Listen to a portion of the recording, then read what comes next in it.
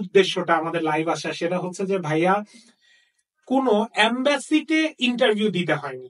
হ্যাঁ, এম্বাসিতে কোনো ইন্টারভিউ ছাড়া তার ডিরেক্ট ভিসার ইমেল চলে আসছে যে সে ভিসা পেয়ে গেছে।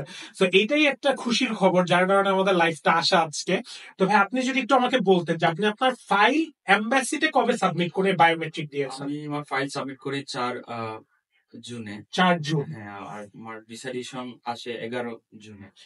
ভাইয়া 4 জুন 2024 সালে তার বায়োমেট্রিক মানে ভিএফএস গ্লোবালে গিয়ে তার সব ডকুমেন্ট সাবমিট করে দিয়ে আসে, এবং 11 জুনে সে বিআরপি মেল পায়। বিআরপি মানে তার যে ভিসা হয়েছে সেটা সাকসেসফুলের ইমেল।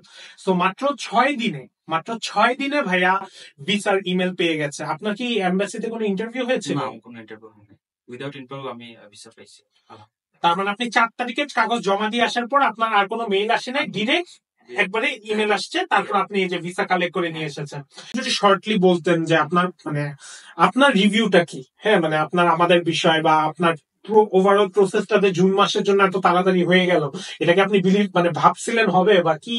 আসলে আমি কল্পনা করিনি এত তাদের ভিসা পাবো। আমি স্টার্ট করি মার্চ থেকে, কালেক্ট করি। তো প্রথমে মই কালেক্ট করি, তারপর সেন্ড করি অ্যালবার্টাস এডুকেশনে, তারপর মুস্তারিয়া আপু অ্যাপ্লিকেশন করে এপ্রিলের দিকে।